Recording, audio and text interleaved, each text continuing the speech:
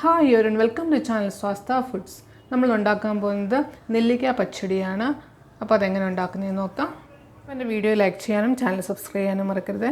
അപ്പോൾ നെല്ലിക്ക പച്ചടി ഉണ്ടാക്കാൻ വേണ്ടി ഞാനിവിടെ 4 നെല്ലിക്ക എടുത്ത് വെച്ചിട്ടുണ്ട്. അപ്പോൾ നെല്ലിക്ക ഞാനിവിടെ ഇങ്ങനെ ചെറുതായിട്ട് അരിഞ്ഞു വെച്ചിട്ടുണ്ട്.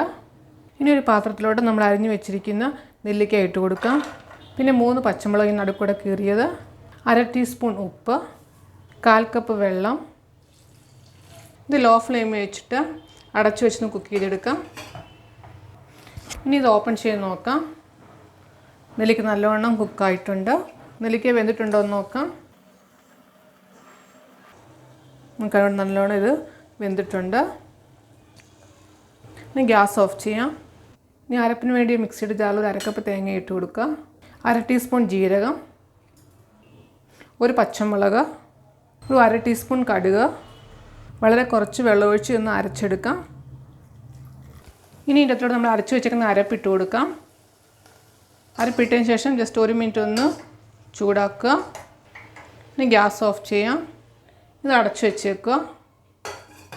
പിന്നെ ഞാൻ ഇവിടെ 1 കപ്പ് തൈര് എടുത്ത് വെച്ചിട്ടുണ്ട്.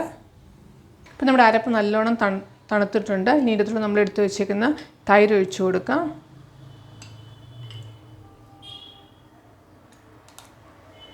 ഒരു 1/4 ടീസ്പൂൺ ഉപ്പിട്ട് കൊടുക്കുക. ഇനി നല്ലോണം മിക്സ് ചെയ്യുക.